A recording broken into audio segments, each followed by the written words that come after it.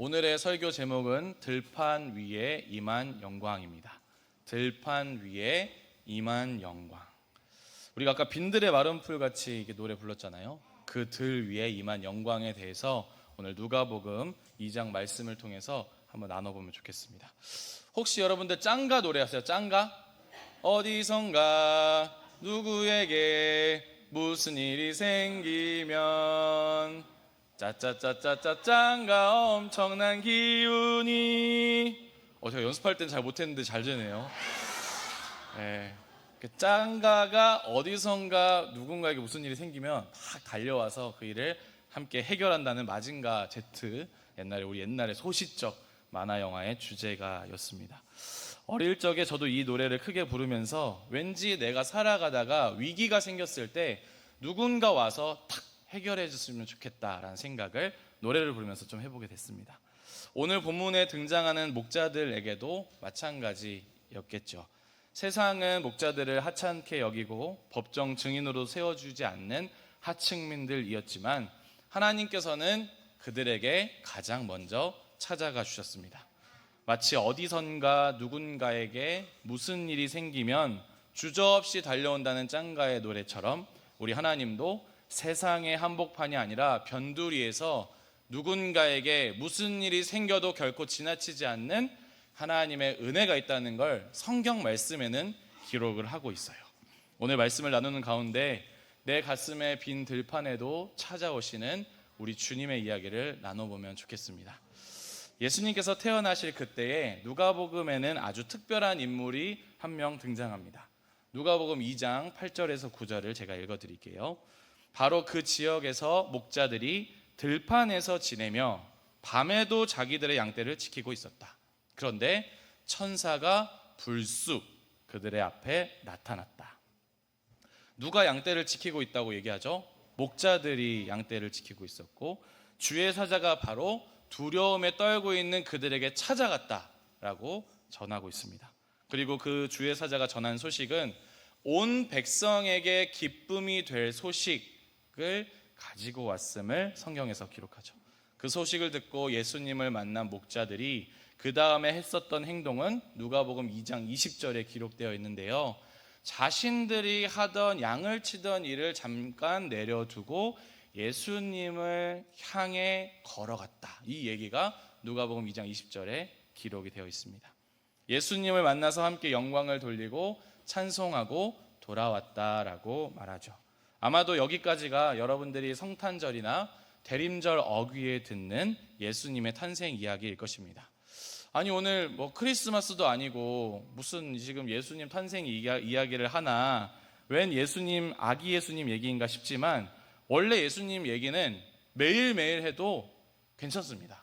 누가 정한 거 아니잖아요. 오히려 우리는 예수님 이야기를 훨씬 더 많이 잦게 해야 된다라는 거죠. 우리 인사도 하잖아요. 메리 크리스마스 하잖아요. 그거 조금 느리게 한번 해보세요. 메리 크리스마스, 메리 크리스마스. 네, 크리스마스가 언제예요? 매일이에요. 매일. 우리 매일매일이 예수님께 예배하는 날들이라는 겁니다. 우리 예수님의 매일의 크리스마스가 우리 모두의 삶에 임하길 바랍니다. 어쩌면 아주 평범하고 그냥 지나칠 수 있는 이런 기록들이 사실 이 누가복음 2장 안에는 하나님의 놀라운 비밀들이 함께 숨겨져 있습니다. 예수님을 찾아왔던 사람들의 직업이 목자라고 말씀드렸죠. 양을 돌보는 사람들, 양을 치면서 생계를 유지하는 목자들이었습니다.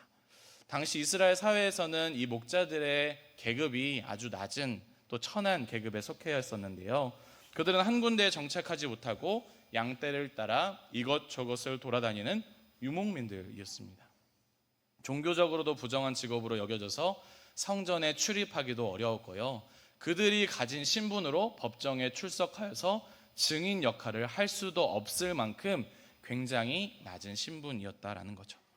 교육받을 기회도 없어서 율법을 제대로 알지 못하고 양을 돌보느라 성전에 들어가 안식일을 지키는 일도 전무하였습니다. 그러니까 어려웠어요. 매일 들판에 나와 있었기 때문에. 그런데 하나님께서는 바로 이런 목자들을 먼저 선택하시고 찾아왔다라고 오늘 누가복음 2장에서 기록합니다. 누가복음 1장 이야기를 처음 나눌 때 누가가 테오필로스라는 로마의 고위 관료에게 누가복음을 썼다고 기록했죠. 그리고 그 테오필로스라는 이름 안에는 어떤 뜻이 담겨 있다고 했죠? 하나님을 사랑하는 사람들 모두를 가리킨다 하였습니다. 그러니까 결국 누가복음이 기록하고 또 그것을 수신받는 이는 우리 모두 하나님을 사랑하는 이들이라고 이해할 수가 있겠죠. 이것은 누가복음이 유대인뿐만 아니라 하나님을 사랑하는 이방인들을 위한 복음이었다는 것도 알려줍니다. 여러분들이 제가 지금 테오필로스라는 이름을 여러 번 설명했는데 그냥 귀로 듣고 흘려버리실 수 있잖아요. 이름도 굉장히 어렵고 뭐 지금 당장 내 옆에 사는 사람 이름도 모르는데 무슨 테오필로스 뭐 태씨가 어딨어 막 이러면서 굉장히 어려움을 느끼실 수 있는데 이 성경에서 여러분들과 함께 지금 말하고 제가 설교로 준비하는 이 이야기는 그냥 우리가 흘려가도록 듣는 이야기가 아니라요. 누가복음 1장에서 테오필로스에게 썼대. 하나님을 사랑한 사람들에게 기록된 누가복음의 기록이래. 나를 위한 기록이래. 라고 기억하면 이 말씀이 지금 나를 향해서 달려오고 있다는 것을 함께 염두에 두고 우리가 기억해야 하는 말씀이라는 것을 알아야 된다라는 거죠. 오늘 한 사람이 이 말씀을 듣고 나를 위한 말씀이라 여기면서 자기의 온 인생의 변화를 겪는 일이 저는 이 자리에 그 한 사람에게 임할 줄로 믿습니다.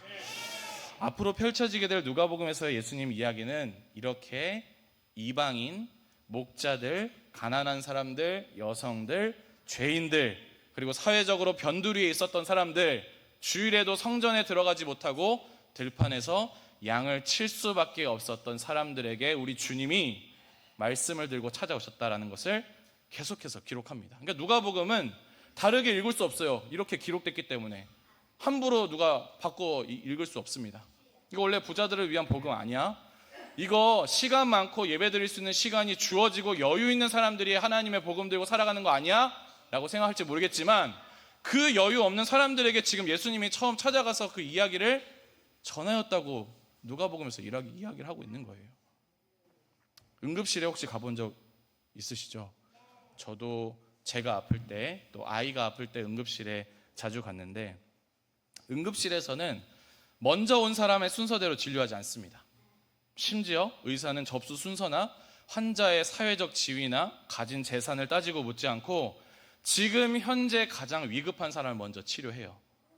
검사실에 먼저 내려가는 사람도, 체혈을 먼저 하는 사람도, 수술을 하는 사람도 다 응급실에 들어온 사람 중 가장 위급한 사람을 치료합니다. 간혹 이 순서에 대한 이의를 제기하는 환자들도 있지만 대개는 응급실에 심정지로 들어와 심폐소생술을 하고 있는 그 환자에게 나무라는 사람은 아무도 없습니다. 생명보다 앞설 수 있는 것은 그 어떤 것도 없기 때문이죠. 마찬가지로 우리 주님도 세상에서 가장 건강하고 힘센 사람들을 찾지 않으셨습니다. 오늘 가장 아프고 가장 상처받고 가장 절망적인 상황에 놓여 있는 사람들에게 찾아간 것이 우리 주님의 질서였다라는 것이죠. 마찬가지로 당시의 복음을 가장 먼저 들어야 하는 목자들에게 응급실의 의사처럼 그 절박한 영혼에게 찾아가셨다라는 것입니다. 그렇다면 오늘 이 시간 우리에게도 마찬가지이겠죠. 목자들에게 찾아오신 주님은 오늘 우리에게도 찾아오십니다.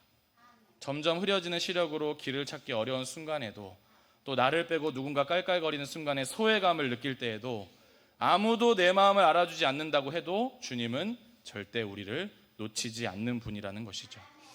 하나님은 세상의 무대 한복판에 있는 사람들을 주목하지 않으십니다. 되려 가장 낮고 가장 힘없는 자리까지 직접 찾아오시는 분의 이야기가 너무나도 다행스럽게도 성경에는 기록되어 있다는 거예요. 복음이 제일 필요한 사람, 오늘 그 복음의 씨앗을 심어야 하는 사람, 예수님의 말씀을 반드시 들어야 할 사람에게 흘러 들어가는 역사가 우리 산소망에도 있기를 소망합니다. 우리 함께 따라하겠습니다. 주님이 날 찾는다. 다시 한번 크게 해보겠습니다. 주님이 날 찾는다. 나를 막 찾아 헤매신다라는 거. 매생이 혹시 좋아하세요? 매생이? 좋아하세요? 미역줄기처럼 생겼는데 훨씬 더 부들부들하고 얇은 해조류이거든요. 네, 네, 정말 맛있어요, 매생이. 그래서 제 아내가 심호하는 교회에 근처에 매생이 집이 있어요. 광고 아닙니다. 뭐 가보라는 게 아니에요. 그 매생이 집에 가서 매생이 먹는 걸 굉장히 좋아하는데 그 사장님 부부가 교회에 다니셔요. 그래서 그 권사님 또 집사님과 함께 이야기를 나누다가 너무 장사가 잘 된다는 거예요. 이 매생이를 좋아하는 사람들이 많고 또 이 정직하게 준비한 재료를 사람들이 맛있게 먹는 것을 너무 큰 기쁨으로 여기셨다라는 거죠. 그래서 저도 이제 어느 날 이제 맛있게 먹고 또 아내와 함께 매생이 국을 이제 먹고 한 이야기를 이제 전에 듣게 됐는데 그 권사님이 어느 날에 너무 주방 바깥의 소리가 막 시끄럽더래요. 막 그릇을 막 박박 긁어 먹는 소리, 막 국물을 후루룩 먹는 소리, 그리고 막 앞에 있는 사람과 대화하면서 야 참 이거 맛있다, 야 이거 왜 이렇게 맛있냐 하면서 이제 이런 소리를 들으면서 권사님이 안에서 이런 생각을 좀 하셨다는 거예요. 마치 그 밖에서 들려오는 발그락거리는 소리가 하나님을 향한 찬양 소리로 들렸대요. 왜였을까요? 그 권사님이 정말로 신선한 재료를 자기의 온 생애와 온 몸을 갈아 넣은 그 매생이 국을 사람들이 맛있게 먹는 것, 이것이 바로 나의 삶의 예배가 아니겠느냐라는 생각을 하게 되면서 막 주방 안에서 그 소리를 전해 들으면서 내 일터가 또 하나님을 향한 예배의 처소가 될 수 있겠구나라는 생각을 하게 되셨다라는 겁니다. 그걸 들으면서 저도 산소망의 식당을 한번 떠올려 봤어요. 뭐 정신 없기로는 뭐 둘째 가라면 좀 서럽죠. 막 시끄럽게 소리가 들려옵니다. 설거지 소리도 들려오고요. 맛있게 식사를 나누고 오랜만에 친구, 동료, 신앙의 동역자들과 함께 식사하는 소리를 가만히 듣고 있으면 진짜 하나님을 찬양하는 소리가 여기에 들려온다라는 생각이 들어요. 그러니까 우리가 예배드리는 이 본당, 광장교회 본당만 우리가 뭐 과연 예배드리는 장소라고 할 수 있을까요? 아니요. 우리가 이 문을 나서는 모든 곳곳이 하나님을 예배하는 공간이라고 생각해 보면 식당 역시 우리가 어딘가에서 절대로 주어지지 않을 것 같았던 만나를 나누는 그 순간도 역시 하나님이 예배 공동체를 이루시고 예배를 받으시는 순간과 공간이라는 것을 기억하게 된다라는 것이죠. 영과 육의 양식을 두루 채워주시는 하나님을 높이는 연장선이 바로 식당에도 깃들어 있다라는 것입니다. 마찬가지로 목자들이 지금 주님의 천사를 만난 곳은 막 어마어마한 성전이 아니에요. 모리아산이라고 말하는 그 예루살렘 성 안에 들어가서 임한 영광을 지금 보고 있는 게 아니라 자기가 열심히 양을 치면서 일하던 곳에서 지금 주의 천사 하나님의 임한 영광을 보았다라고 지금 기록하고 있는 거죠. 거룩한 종교적 공간이 아니라 나의 일터에서 주의 천사를 만난 거죠. 누가복음 2장 9절 다시 읽어드립니다. 그런데 주님의 천사가 그들에게 불쑥 나타났다. 그리고 주님의 영광이 그들을 둘러 비췄다. 그들은 큰 두려움에 빠졌다. 하나님의 영광이 특별한 장소에만 임하는 것이 아니라 우리가 성실히 맡겨진 일을 감당하는 모든 곳에 임하는 것이라고 알려옵니다. 사랑하는 산소망의 회원 여러분, 우리 중에도 주중에 일터에 계신 분들이 계시죠. 어떤 분은 안마원에서, 어떤 분은 전화 상담실에서, 센터에서 일하시는 분들도 계십니다. 집에서 가사 노동을 담당하고 있는 가족 구성원을 위한 일터에 계시는 분들도 계시죠. 그곳 역시 주님이 임하시는 곳이라는 걸 기억하면 내가 지금 하고 있는 모든 일이 성직이라 여길 수가 있는 것입니다. 내가 섬기는 그 사람이 나와 같은 한 사람이라는 것을 경험할 수 있게 되는 거죠. 내 옆에 있는 이 한 사람이 하나님의 사랑을 온몸에 받은 한 사람이라는 것을 기억하면 여기 우리 모여있는 모든 곳이 예배의 순간이라는 것을 깨닫게 됩니다. 제가 이 산소망 안에서는 물론 회원들도 너무나도 아끼고 사랑하지만 함께 오시는 지원사님들에게도 제가 가끔 큰 감격과 감동을 받는 순간들이 많은데요.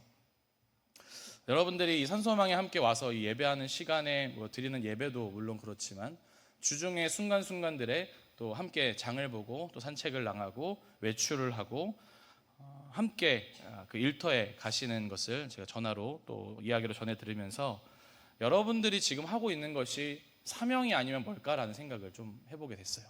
그러니까 여러분이 지금 한 번 살아가는 인생이잖아요. 지금 두 번째 인생 맞이하신 분 계셔요? 우리 한 번 태어났다가 한 번 살아가는 인생, 그리고 예수 만나 하나님 나라에 들어가는 인생들이잖아요. 그 소중하고 아까운 그 일생을 지금 한 생명을 위해 바치고 살아가고 있다는 거, 이거 정말 하나님이 우리에게 맡겨주신 큰 영예라는 생각이 들었습니다. 사실 되게 이 일이 자격 없는 내가 한 사람의 일생을 맡아서 한다라는 것 자체가 굉장히 큰 일이라는 것을 깨닫게 되는 거죠. 그런데 이제 이런 순간들, 또 생각들이 들 때가 있어요. 내가 다음 사람에게 더 잘할 수 있을 것 같다. 다음 사람 맡으면 난 더 잘할 수 있을 텐데, 이 사람이 아니면 나는 더 괜찮은 사람을 맡아서 할 수 있을 텐데 라는 생각을 해보게 되죠. 그런데요, 우리 삶이라는 게 막 그렇게 단순하게 이루어져 있지 않아요. 다음이라는 건 원래 없는 거예요. 그러니까 자기가 정해서 갈 수 있는 다음이라는 건 모르는 겁니다. 오직 하나님만이 다음을 아시는 거거든요. 내가 지금 성실하지 못하면 다음에도 성실하지 못합니다. 내가 지금 이 사람을 조금 어떤 부분을 흠잡아서 단점으로 보고 미워하면 다음 사람도 똑같이 미워해요. 마찬가지로 회원들도요. 내가 함께하고 있는 지원사에 어떤 틈이 보이거나 흠이 보이면 다음 사람 바꾸면 더 잘할 수 있겠지, 내게 그거 권한이 있지, 마음대로 부려야지 라고 생각하면 그 다음 사람에게도 똑같이 한다는 거예요. 사람을 귀하게 여기지 않으니까요. 그런데 지금 옆에 있는 사람이 오늘 나에게 맡겨진 가장 귀한 사람이라는 생각을 바꿔보면요, 함부로 결정을 할 수 없다라는 거예요. 오늘 여기에 함께 계시는 분이 여러분의 신앙의 동력자요, 삶의 동료요, 우리의 벗이라는 것을 믿음으로 고백하게 되기를 바랍니다. 우리를 불쑥 찾아와 두루 비추시는 역사가 우리가 깜짝 놀랄 만큼, 두려움에 떨 만큼 우리 일터에도 비치어 주시기를 소망합니다. 하나님의 영광은 특별한 순간에만 나타나는 것이 아닙니다. 목자들의 경우처럼 평범한 일상 가운데서도 하나님의 임재를 경험할 수가 있죠. 우리가 매일 반복하는, 때로는 지루하고 힘들게 느껴지는 순간에서도 하나님의 뜻은 이루어지고 있다라는 것입니다. 중요한 건 우리가 어떤 마음으로 일하느냐입니다. 우리가 어떤 마음으로 사람을 만나느냐입니다. 우리가 어떤 마음으로 그 자세를 갖느냐입니다.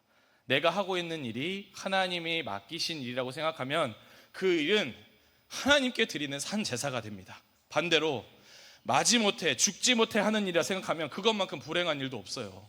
왜 그렇게 살아야 돼요? 하나님이 맡겨주신 일이라 생각하면 모든 일이 성직이 되는 것입니다. 목자들이 들판에서 양들을 위해 살았던 것처럼 우리 또한 맡겨진 일들을 위해 성실히 살아가는 저와 여러분 되길 소망합니다. 지루하고 고루하고 평범한 일상에도 찾아오시는 주님의 은혜를 순간순간 경험하게 되길 소망합니다. 산소망 선교회를 설립하신 우리 김재용 목사님의 책, 내 눈 주의 영광을 보내라는 책에는 이런 내용이 있어요. 나는 신학교 시절부터 나중에 목회를 하면 꼭 차를 운행하겠다고 다짐했다. 방에 혼자 있을 때 수요일 밤이면 교회 종소리가 은은하게 들렸다. 그 종소리를 듣노라면 신학생인데 교회에 혼자 예배 드리러 갈 수 없는 내 처지가 어찌나 비참하게 느껴지던지. 누군가 차를 보내준다면, 안내해준다면 나도 예수님을 만나러 갈 텐데 그때만 해도 내가 지나가면 눈총을 받고 택시도 타지 못했다. 서럽고 안타까웠던 기억이 있다. 우선은 봉고차를 살 형편이 되지 않아서 세탁소를 하시는 집사님께 도움을 청했다. 차 안에 가득한 세탁물을 다 비우고 신림동, 화곡동, 석촌호수, 가락동, 둔촌동을 거쳐 광장교에 오는 데까지 무려 3시간이나 걸렸다. 하지만 봉고차 안은 그야말로 천국이었다. 우리가 하나님을 예배하려고 이렇게 함께 모였으니 그것만으로도 기뻤다. 김재용 목사님께서 책에 적은 고백이 우리 모두의 고백이 되기를 소망합니다. 함께 승합차에 모여있는 기쁨의 근거는 성경에 있습니다. 먼저는 오늘의 말씀처럼 들판, 아무것도 없는 들판 위에도 하나님은 임하신다라는 것. 그리고 둘째는 마태복음 18장 20절에 두세 사람이 내 이름 아래 함께 모인 곳, 거기에는 그들 가운데 내가 있습니다. 예수님 하신 말씀이에요. 두세 사람이 내 이름 아래 모인 곳 모두에 내가 함께 있다라고 말씀하셔요.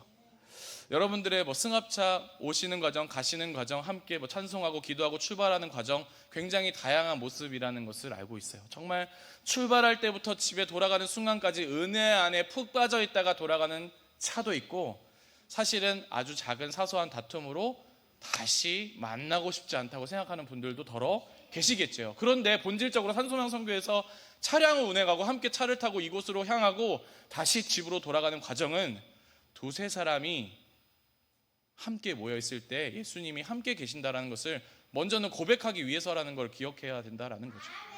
그거 아니면 우리의 모임 이유가 없어요. 사실은 다투고 싸울 거면 뭐하러 산소명 선교회에 모이겠어요. 여기서 예수님 이야기하고요, 다른 데서 다 못하잖아요. 여러분들 언제 그렇게 많이 예수님 이야기하세요? 대림절에 겨우 예수님 탄생 얘기 한 번씩 하면서 1년 내내 뭐하고 예수님의 이야기를 하면서 살아오고 계세요. 그러니까 한번 우리가 함께 차량을 타고 오는 이 순간이 내가 정말 예수님의 일을 함께 해나가는 한 사람이 아닐까, 내가 하고 싶은 말을 잠시 버려두고 접어두고 예수님의 성령에서 하신 말을 좀 실현해보는 곳이 여기가 아닐까.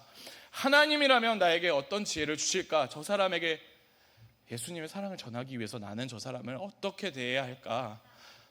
그런 생각이 차를 타는 순간부터 우리에게 생겨야죠.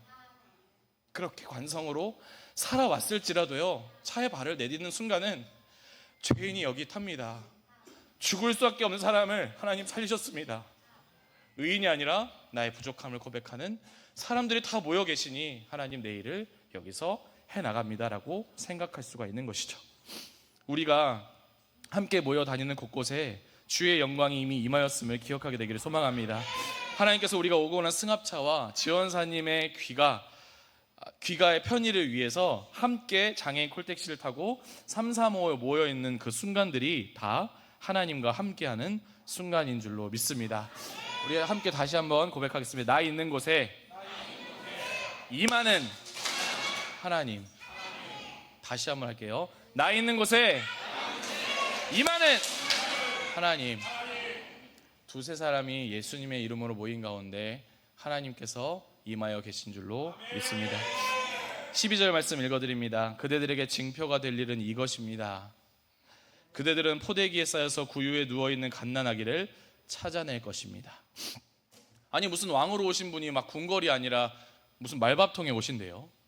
그러니까 조금 멋지게 우리에게 그 아기 예수는 징표가 될 것입니다. 얼마나 좋은 가문에 태어나셨어요? 얼마나 좋은 왕궁에 태어나셨습니까? 얼마나 좋은 성전 안에서 그 아기가 자라겠습니까? 라고 말하지 않고요,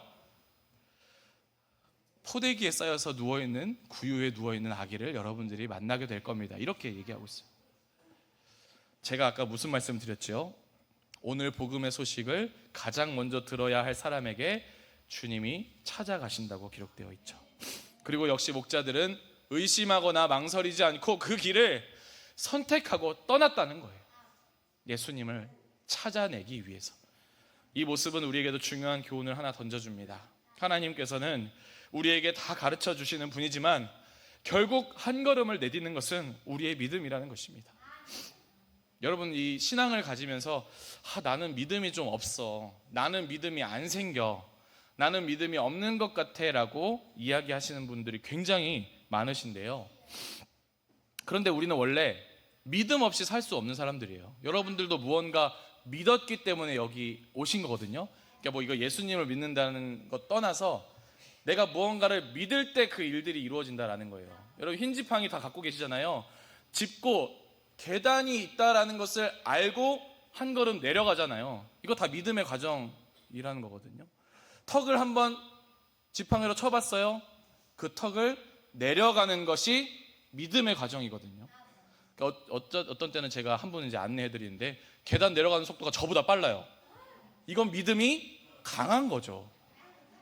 너무 강한 거죠. 제가 계단 몇 개라고 설명도 안 했는데 광장교회 계단 숫자 정해져 있어 막 이제 내려가시는, 이건 믿음이, 그것에 대한 믿음이 강한 겁니다.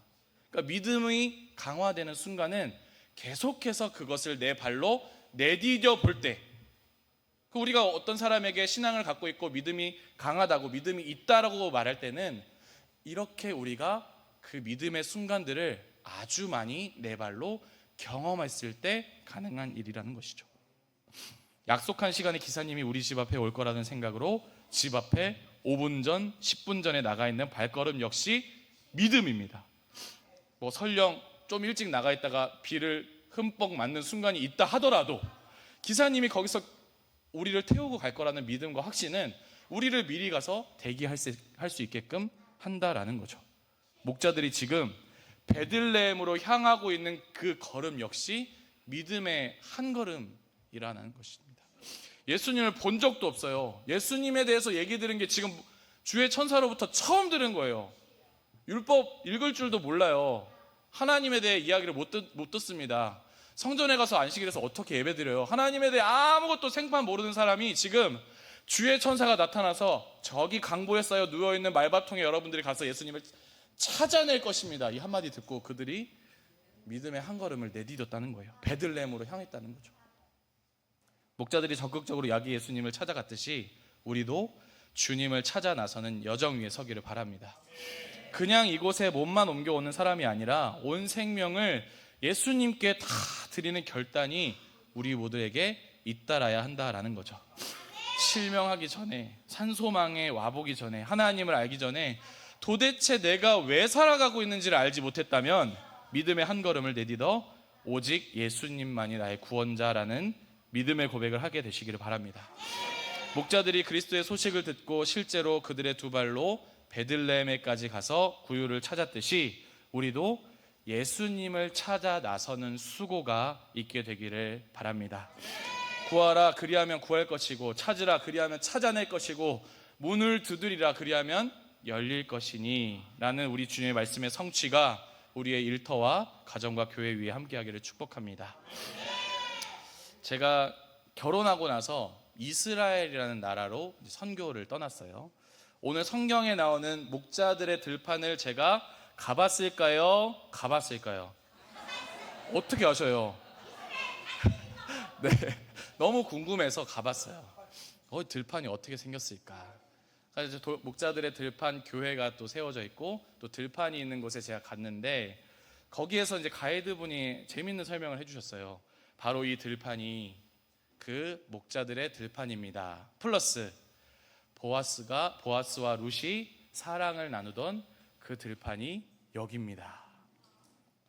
지금 목자들이 서 있었던 그 베들레헴의 들판이 단순히 양을 치던 평범한 들판을 떠나서 구약 성경과 신약 성경을 이어주는 아주 중요한 들판이었다라는 것을 설명해 주셨습니다.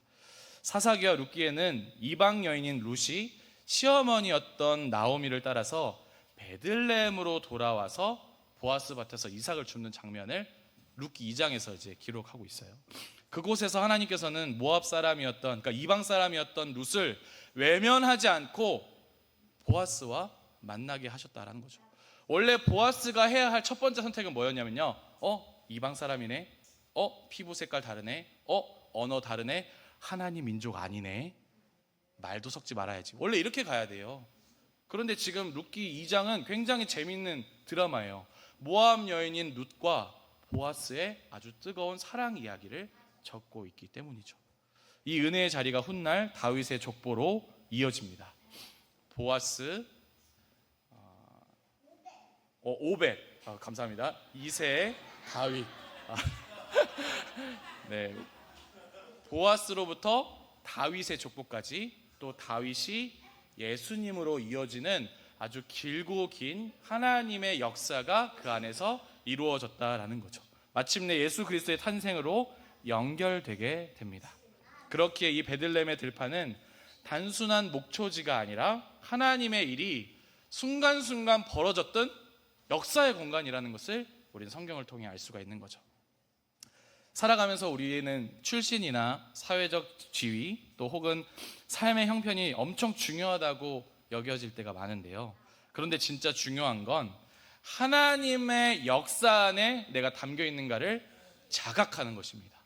룻은 이방인이었지만 믿음으로 하나님의 백성이 되었고, 목자들은 무시받던 사람들이었지만 하나님을 믿고 즉각 그 발걸음을 떼어 예수님을 만났었던 인물들입니다. 하나님께서 지금도 동일하게 일하시죠. 만약 예수님께서 오늘날에 오신다면 37년의 역사 동안 보이지 않았음에도 불구하고 오늘과 내일과 미래를 예수님 때문에 꿋꿋하게 살아내면서 무수한 구원의 고백이 머물렀던 이곳 산소망에 찾아와 보시지 않을까 생각해 보게 됩니다.